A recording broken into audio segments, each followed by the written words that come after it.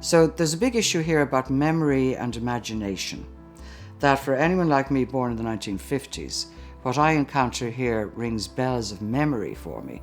I can remember the Monument Creameries. I can remember the Royal Hibernian Hotel and the Dolphin Hotel. There's a lot I can remember about this city that I saw as a child that is now gone. What we have here are a lot of the ephemera that represent that period, that can often be more moving and touching to you than something that's more official. So you tend to remember a tram ticket and what it looked like, and brings you right back to being on a tram, or a flyer for Blackrock Baths where I used to mitch from school when I was a kid. That brings me right back into actual events in my life. How does that react with the imagination of younger visitors?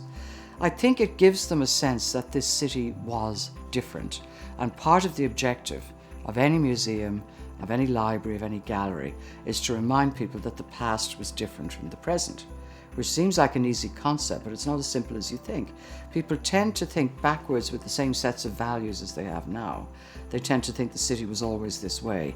Some bits of it were. Stephen's Green outside our door here was Stephen's Green in that shape for at least 150 years. Before that, it was very different. So the little museum sits in the middle of all of that as a reminder that the city has changed exponentially since the 19th century up to now, that some things have survived, that a lot has been lost, but that there is evidence of a thriving material culture. The objects that we have here bear testament to what this city has been like over that 150 years, what ordinary people touched and related to that would not have been valued at the time, but now are valuable because these are the only ones that survive. And I think it can appeal to both those of us who've been alive for some of the period covered by what's in the museum, and to people who haven't, who are new to it.